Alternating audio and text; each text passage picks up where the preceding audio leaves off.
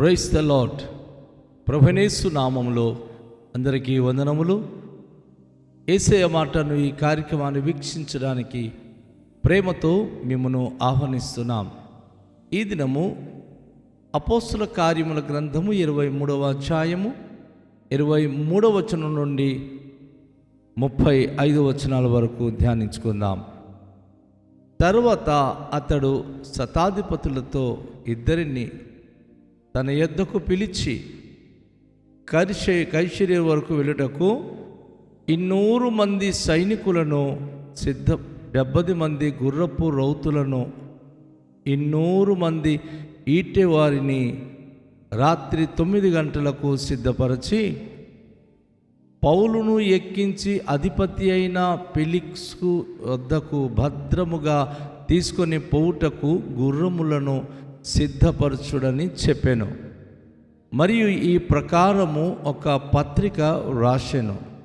మహాఘనత వహించిన అధిపతి అయిన ఫెలిక్స్కు క్లౌదియా లూసియా వందనములు. యూదులు ఈ మనుషుని పట్టుకొని చంపబోయినప్పుడు అతడు రోమియుడు అని నేను ఇని సైనికులతో వచ్చి అతనిని తప్పించి తిని, వారు అతని మీద మోపిన నేరమేమో తెలుసుకొనగోరి నేను వారి మహాసభ యొద్దకు అతని తీసుకొని వచ్చి తిని, వారు తమ ధర్మశాస్త్రమును గూర్చి అతని మీద నేరము మోపిరే గాని మరణమునకైనా బంధకమునకైనను తగిన నేరము అతని యందేమీ కనుపరచలేదు. అయితే వారు ఈ మనుష్యుని మీద కుట్ర చేయనై ఉన్నారని నాకు తెలియవచ్చినందున వెంటనే అతన్ని నీ యొద్దకు పంపించి తిని, నేరము మోపిన వారు కూడా అతని మీద చెప్పవలెనని ఉన్న సంగతి నీ ఎదుట చెప్పుకొనాజ్ఞాపించి తిని, కాబట్టి అతడు వారికి ఆజ్ఞాపించిన ప్రకారము సైనికులు పౌలును రాత్రివేళ అంత్యపత్రికి తీసుకొని పోయిరి. మరునాడు వారు అతనితో కూడా రౌతులను పంపి తాము కోటను తిరిగి వచ్చిరి. వారు కైసరయ వచ్చి అధిపతికి ఆ పత్రిక అప్పగించి పౌలును కూడా అతని ఎదుట నిలువబెట్టిరి. అధిపతి ఆ పత్రిక చదివినప్పుడు ఇతడు ఏ ప్రదేశపు వాడని అడిగిరి. అతడు కిలికియా వాడని తెలుసుకొని, నీ మీద నేరము మోపు వారు కూడా వచ్చినప్పుడు నీ సంగతి పూర్ణంగా విచారించుతునని చెప్పి హేరోదు అధికార మందిరములో అతనిని కావలి ఉంచవలెనని ఆజ్ఞాపించెను. ప్రభునందు ప్రియమును వల్లరా, ఈ వచన భాగములో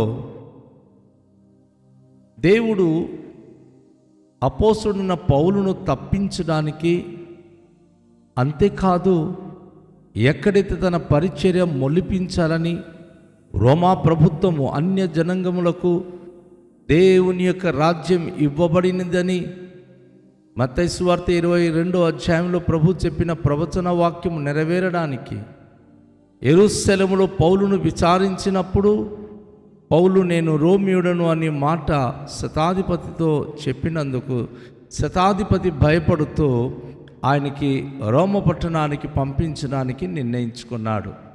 రోమా పట్టణంలో ఫెలిక్స్ అని చెప్పి మరి అధిపతి ఉన్నారు. ఆ యొక్క రోమా సామ్రాజ్యపు మరి అధికారులు పెద్దవాళ్ళు అక్కడ ఉన్నారు. కనుక రోమా యొక్క ఏలుబడిలో ఉన్నటువంటి కైసరయ ప్రదేశము కానివ్వండి, యూదయ ప్రదేశము కానివ్వండి, అటువైపు దాదాపు 4 సంస్థానములో మరి పరిపాలిస్తున్నటువంటి ప్రతి రోమా నాయకులు ఈ యొక్క రోమాలో ఉన్నటువంటి అధికారుల దగ్గర వీరందరూ కూడాను ఒక సెకండ్ అధికారులుగా ఉన్నారు. అక్కడ ఉన్నటువంటి మెయిన్ నాయకులు ఏ విషయమైనా విచారించి వారు ఏం చెప్తే ఈ సంస్థానములో పనిచేస్తున్నటువంటి వారందరూ దానికి శిరస్సు వహిస్తారు. మేజర్ ప్రాబ్లం ఏదొచ్చినా వీరు ఆ రోమ పట్టణానికి పంపించడం అనేది అది వారికి ఉన్నటువంటి ప్రత్యేకమైనటువంటి రూల్ అని చెప్పవచ్చు. కనుక ఏదైనా ఒక క్రిటికల్గా ఉండేటటువంటి సమస్య వారు పరిష్కరించడానికి కనుక అది వారికి ఇబ్బందికరంగా ఉంటే రోమకు పంపించేవారు. అయితే అపోస్తలుడైన పౌలు యూదుడు అని చెప్పి యూదేయ ప్రదేశంలోనే ఆ సమస్య క్లియర్ అవ్వాలి. కానీ అపోస్తలుడు పౌలు ఏమన్నాడంటే, నేను రోమ ప్రభుత్వంలో పౌర హక్కు పొందినవాడు అని ఆ మాట విన్న వెంటనే అక్కడున్న శతాధిపతి వీరందరూ కూడాను ఒక్కసారిగా కంగు తిన్నారు. అయ్యో, రోమ ప్రభుత్వంలో ఆయన కనుక ఒకళ్ళ పౌరసత్వాన్ని పొందుంటే యూదుల్లా మనం కనుక ఈయనకి ఎటువంటి శిక్ష విధించిన అది మన నేరస్తుడమైపోతాం. కనుక మన పై అధికారుల దగ్గరికి ఈ సమస్యను మనం పంపించాలి అని నిర్ణయించి వారు పంపించడానికి ఏర్పాటు చేశారు. అయితే విచిత్రమైన విషయం ఏమిటంటే, ఈ అపోస్తలుడైన పౌలుకు రోమకు తీసుకెళ్ళినప్పుడు ఆయనకి మార్గ మధ్యలో చంపేయాలని చెప్పి కొంతమంది అన్నపానములు పుచ్చుకొనకుండా దీక్ష పూనుకొని ఉన్నారు. ఎలా అయినా సరే మధ్య ద్రోవులు ఆయనకి చంపేస్తామని. ఆ విషయాలు శతాధిపతి అలాగే సహస్రాధిపతి విన్నారు. విన్నందున రాత్రి వేళ సుమారుగా 9 గంటలకు దాదాపుగా 200 మందికి అలాగే దాదాపుగా మరి కొన్ని అధికారులకు వారు గుర్రపు రౌతులు త్రొక్కేవారిని, ఈటెలు కలిగినటువంటి బలం శక్తి కలిగిన వారిని ప్రొటెక్షన్ ఇచ్చి లేక వారికి సంరక్షించడానికి అనుమతించి రాత్రి 9 గంటలకు వారు యెరూషలేము నుండి వారి ప్రయాణాన్ని మొదలుపెట్టి సరాసరిగా రోమ పట్టణానికి సంరక్షణ ఇచ్చి చేర్చారు. ఏ యూదుడు కూడా ఎదుర్కోకూడదు, మార్గమధ్యలో ఏ ఒక్కరూ మరి ఎటువంటి నష్టము కలిగించకూడదు అని ఆయన ప్రాణానికి ప్రొటెక్షన్ చేస్తూ వారు మరి ఆ పౌలు భక్తులను కొనిపోవడానికి నిర్ణయించారు. ఆ రీతిగానే వారు తీసుకొచ్చి ఉన్నారు. అయితే రోమాలో చేరిన తర్వాత ఫెలిక్స్ అని చెప్పి అధికారి పౌలు భక్తులను అడుగుతూ ఉన్నాడు. అంతేకాకుండా వీరు యెరూషలేములో ఉన్నటువంటి పరిపాలకులు ఉత్తరము రాసి పంపించినారయ్యా, ఈయన సమస్యలు మరి మేము తీర్చలేకపోతున్నాం. ఎందుకంటే సమస్య మరణాంతకరమైన సమస్య కాదు, కానీ యూదులు మాత్రం ఆయనకి చంపేయాలంటున్నారు. ఆయన హతమార్చాలని తన మీద పడుతుంటే మేమే తనకు తప్పించి రక్షించాం. ఇప్పుడు ఆయనకి మీ దగ్గరికి పంపిస్తున్నాం. ఆయన గూర్చి వచ్చిన నేరం ఏమిటంటే ధర్మశాస్త్ర సంబంధమైన వారి మధ్య ఉన్న ఒక అపార్థం చేసుకున్న నేరము.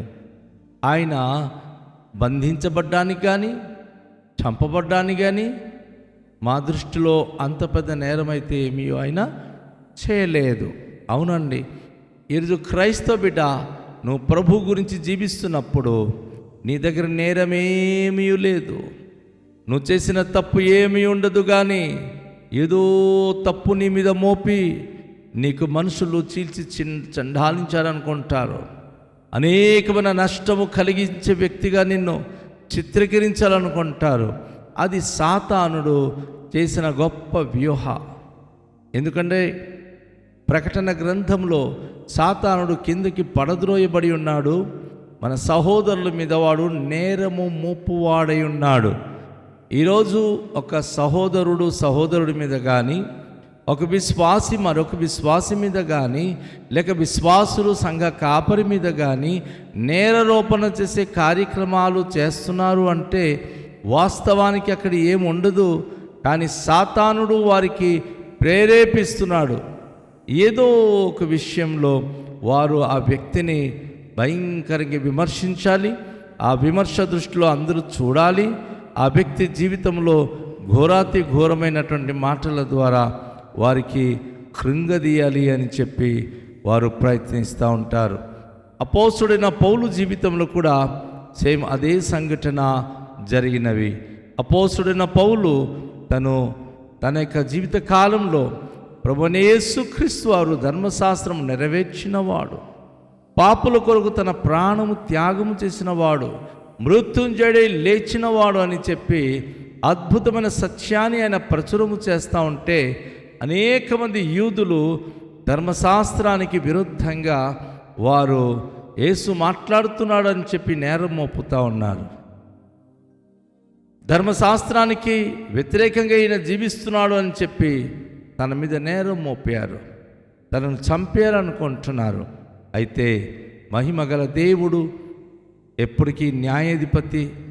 ఆయన న్యాయ విమర్శ విషయంలో ఆయన అద్భుతమైన హస్తము చాపి తన ఎడల భయభక్తి కలిగిన భక్తులకు ఆయన సంరక్షించే నాథుడు కనుక ఇక్కడ ఫెలిక్స్కు దగ్గరికి వీళ్ళు రాసినటువంటి ఉత్తరము ఆయన ధర్మశాస్త్ర సంబంధమైన నేరము చేసి ఉన్నాడు తప్ప అది వారి మతానికి సంబంధించిన విషయంలో వారు తర్జన భర్జన అవుతున్నారు తప్ప మన విరుద్ధంగా కానీ దేశ విరుద్ధంగా కానీ ద్రోహి కానీ అలాంటి ఏమీ చేయలేదు అని చెప్పినప్పుడు, అయితే తన మీద నేరం మోపు వారు ఎవరు అని అడిగినప్పుడు కొంతమంది మరి వస్తున్నారు, వారు నేరము చెప్తారు అన్నారు. అయితే పౌలు భక్తుడు ఏ ప్రాంతానికి సంబంధించిన వాడు యూదయలో అని ప్రశ్నిస్తే ఆయన కిలికియా వాడని చెప్పి తెలియచేశారు. సో కిలికియా వాడంటే ఈ అధికారులు రాని పరిచయులు ఎవరైతే తన మీద నేరం మోపుతున్నారో వారు వచ్చిన పిదట మనం వారి గురించి చర్య తీసుకుందామన్నారు. ప్రియ సోదరి సహోదరుడా, నువ్వు దేవునికి మహిమకరంగా జీవించినప్పుడు ఊరికే నీ మీద చర్య తీసుకొని నీ మీద నేరము మోపి ఏదో నిన్ను ఇబ్బంది పెట్టాలనుకుంటే నువ్వు ఎవరి కుమారుడు, నువ్వు ఎవరి దాసుడు, నువ్వు ఎవరి నమ్మిన వ్యక్తి? అమ్మా సహోదరుడా సహోదరి, నువ్వు నమ్మిన దేవుడు నీకు ఎప్పుడు నీతిమంతులనైనా దోసులుగా ఎంచాడు. తన ఎదుట మనం ఒప్పుకున్న ప్రతి విధమైన బలహీనతలు మనకు నిర్దోషులుగా చేయువాడు మన ప్రభు. అపోస్తుడైన పౌలు అందుకే దేవుడి మీద ఆయన పూర్తిగా డిపెండ్ అయిపోతున్నాడు. తన లేఖలో కూడా రాస్తాడు, కరువైనను ఖడ్గమైనను ఉపద్రవమైనను ఏది కూడా దేవుని ప్రేమ నుంచి నన్ను వేరు చెయ్యజాలవు అని.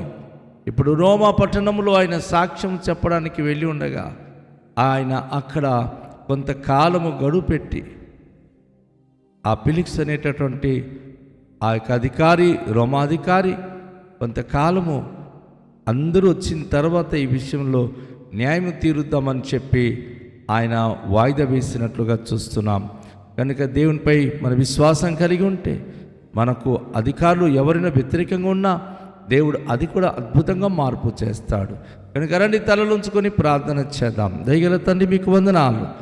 మీ అంత విశ్వాసం కలిగి ప్రార్థనలో భక్తిలో ఉంటే ఎంత వ్యతిరేకమైన శక్తులు మన ఎదుట ఉన్న ప్రభువా, దాన్ని మీరు మార్పు చేసి మాకు సంరక్షించగలిగే దేవుడో మీరు, మాకు సహాయము చేసే దేవుడో మీరు. ఈ ప్రశస్తమైన సమయంలో మీ మాటల ద్వారా మాకు దీవించండి, సంరక్షించండి. సకల మహిమ ఘనత ప్రభావాలు మీరే పొందుకున్నామని నజరేయుడైన యేసు నామములో ప్రార్థిస్తూ వేడుకొనుచున్నాము పరమ తండ్రి, ఆమేన్. అందరికీ షాలోం. ప్రభు మనను దీవించునుగాక.